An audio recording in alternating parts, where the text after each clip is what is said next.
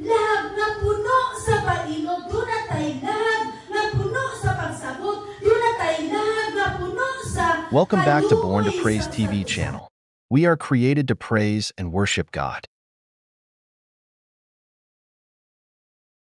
Sa tukarutin, monggamot ka.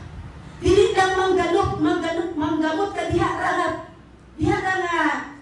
nga praise mo dili mo ana pag yun mo kuyana, pag yun ang imong mga gamot, mo ni gitawag nga grounded ka, grounded in love ka sa tanan nga buluhaton sa Ginoo nga isango nimo. Una, mga igsuon. Sumo na siya nga pagkalisod-sudlon ang kaminyoon. Kung kay wala ka nagbarog ra sa usa ka anggulo. Kung dili barugan mo ang matag-anggol sa kinabuhi. Sudyuhan mo ang matag-anggol sa kinabuhi.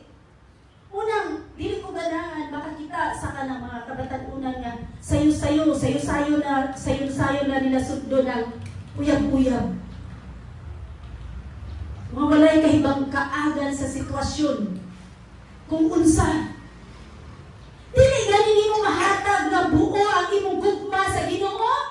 Nga may naghatag nimo kinabuhi, kusog, kaalam. Ya sayo na ka makigrelasyon na ng tawhana wala kay balon niya. Karon, may igsuon. Aron mabatunan nato ang maayo og healthy og maayo nga relasyon sa matagkaron og unya. Kaya ang relasyon bagyo, unos, baha, kasakit, kamatay, imong matagamtaman kung musulod ka sa relasyon. Imong matagamtaman ang tanan na dili maayo in order mailhan ka kung unsa ka katinuod nga karelasyon. Maupod na ang gibuhat ni Kristo. Para mailhan nato, matinuod si Kristo siyang gugma nato, gibuhat niya. Bisan pili niyang punggan. Doon kayo na siya ikabong. Gibuhat niya. Doon kayo iyang gikumit ang iyang kaugalingon diri nato. Nagkaroon unsa man ang atong gikinahanglan, usay mga igsuon. Kani si pastor, may nga paborito niya, kumba. Pero anang luto o kumba, dili siya kabalong. Dili giniya makuha ang lindot kaayo nga pagluto. Mari ang paborito. So sa ito pa, ang pagkinabuhi kung makigrelasyon ka, di kinahanglan nato, aduna tayo lamas sa pagpakigrelasyon. Lamas sa pagpakigrelasyon. Aron mahimaya ang Diyos. Bati kung kaya makigrelasyon tanya, wala na himaya ang Diyos. Diba? Bati. Dili ka kahimutan sa Ginoo. Kung dili ka kahimutan sa Ginoo, walay panalangin. O na inumdumin. Kung makikrelasyon ka, kung wala na himaya si Lord, walay panalangin. Matod pa sa ubang mga katigulangan, tinunglo. Diba? Na ay mga sa una nga mag-video nga, di kayo na rin mong video, ana. Kung lungkod yung ikaw, diba? Wala na mga katigulangan, ana. Mauna nga sa atong pagkinabuhi karon. Aron makabatong tagmaayong relasyon nga makatahimaya sa atong buhi nga Dios, ikinahanglan nato ang lamas. Una nga lamas, mga igsuon, aron mahimaya ang Dios sa atong relasyon. Sa inyong mga relasyon, kinahanglan sakto nga timing. Kinahanglan dunay sakto nga timing. Diyon dire. Love is patient. Ang gugma nga pailugon og maluluyon, dili kini masinahon o tigpakaron ingnon. Nagsuon. Usahay sakto nga tawo, na sakto kay nga tawo yang opinion sakto. Pero sayop nga timing. Unsay resulta? Ang sakto nga tawo, sayop nga timing, unsay resulta? Sayop nga relasyon. Ang tao nga sakto pangutok, apan sayop nga timing, sayop nga relasyon. Klaro ba? So kinahanglan pabutang na tato sa atong nauna. Usahay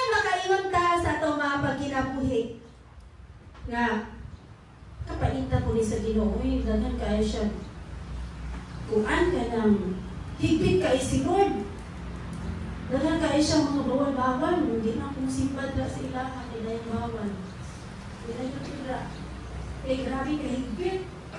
Kailangan na dyan ko mamuyag, pero right timing mong gingon.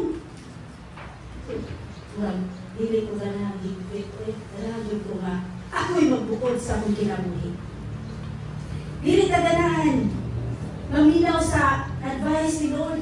Advice mo ni Lord kay First Corinthians. Advice ni niya, pero dili mo kaganahan. Kung kay gusto na ito, kita masunod. Ang kalimong dumi, na kung dunay, dili gusto si Lord kay pabuhat ni mo. Kung sa'y resulta, naa siya'y gusto, maayo ang natin. Kung naa siya'y dili ipabuhat ni mo, naa siya'y ipabuhat ni mo na maayo. Santos pa, naa siya'y great prepare para niyo. Ang imo alang buhaton, maminaw. Ug mutuo. Diba? Nagdirect, basa na ito ganiha? Ang gugma? Diba mutuo? Asa to? Basi nalimot mo. Ang gugma mo pailog, mutuo, mulaong o mulahutay gayon. Mutuo. Usahay dili ta mutuo. Gano man, tuo na ta sa itong kagalingon eh. Pero na ay Ginoo. Naa ang pulong sa Dios. So, gikinahanglan nato nga paminawon siya. Tungkol kay naa siya dapat ihatag sa atua. Pero kung dili ta maminaw nini, kita na po magmahay. Muna, mga isuon. So, sa ito pa, dili niya ita magdali. Huwag lang magdali. Kay ang Diyos mo pili. Muna? So, bisa, gigayabang ko rin, pero hinumdumi na. Dili ta magdali. Kaya ang Diyos mo yung pili sa para ni mo. Ang Diyos mo yung pili sa para na ako. Dili lang niya kay pili sa partner. Pili, imperno baka o langit. And so on. So ayaw magdali. Ikinahanglan kang magminaw sa tambag sa pulong sa Ginoo. Kanya, pastora, naman, impresyon naman ko sa akong uyab. Gusto naman siya nga isuko akong bataan. Unsa? Ang gugma? Mapailugon. Hindi siya mapailugon. That is not love. That is not love. Maigsoon. So build your relationship na without pressure. Huwag yung pressure ka niya. Basta ikaw mag-pressure ko sa iyong kaugalingon.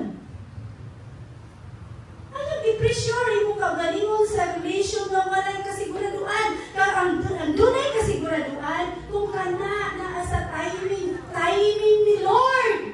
Dili timing ni mo, timing ni Lord. Mauna may suon. Ayaw pagdali. Kaya ang relation, dili na siya dapat dalian. Kung dili pangayoon sa Ginoo, na timing ni Lord ang importante mo oy masunod. Bata pa ka? Espila pa ka? Niya, pastora, pilang day idadaan ng mag-niyab ko? Pastora, pilang day idadaan ng mag-niyab ko, pastora? Ano saan day ko manguyab? Sakto lang ang pautana? Ano sa ako manguyab? Sakto dili? Dili na sakto! Ang sakto, unsay purpose mong manguyab ka, inday, gudong? Unsay purpose? Unsay purpose? Kaya gisila naman ka, bata ka man ka. So kung wala kay purpose, ayaw pagsunod. Wala kay purpose. Pero kung may purpose, sunod ko sa yung kinabinyo, para di ko ka maniswila. O sige, may purpose na natin mo. Pero kung wala kay purpose, ayaw sunod. Di ba? Umuna, kailangan na ay purpose. Kailangan ang imo ang kinabuhi na ay purpose. Asa man dahil na para ang imo kinabuhi? Sa kabubuton na di mo, sa kabubuton sa Diyos, kundi sa purpose ni Lord. Di ba ang purpose ni Lord na dili ka mapahama? Di ba ang purpose ni Lord na panalanginan ka niya? Saan niya pag panalangin mo? Wala mo ka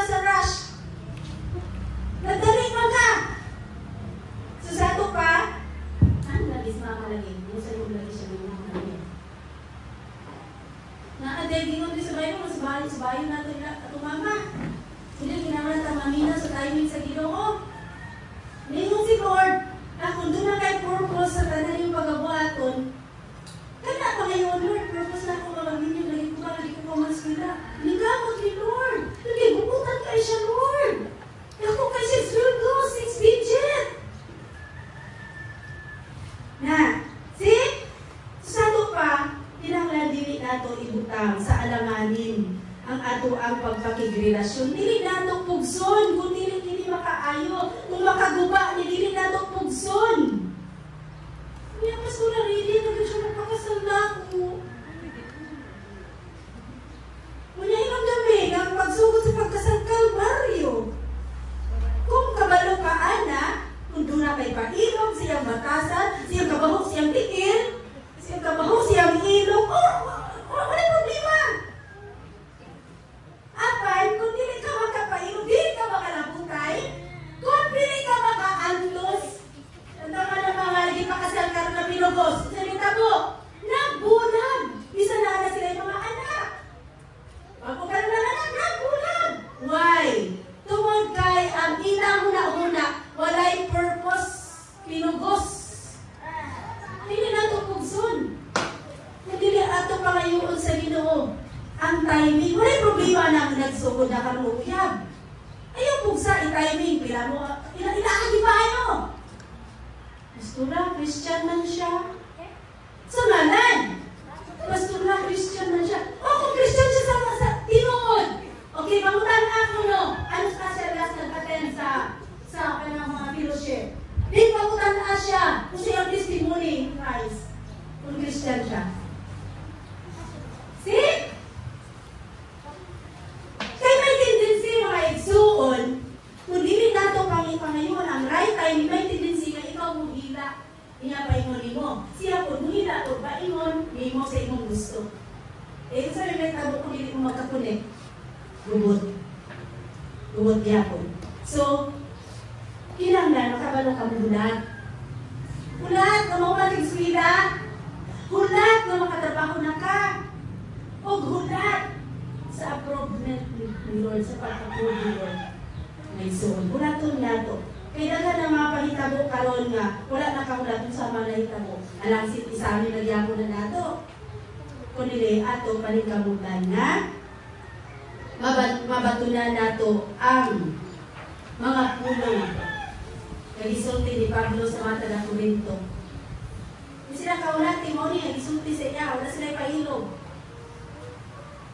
Wala mga isuon. So, kikinanglan nato kanunay nga ang atong pagkinabuhi, ang atong pagbuhat o pagsulod sa karelasyon kinanglan dunay purpose mga isuon.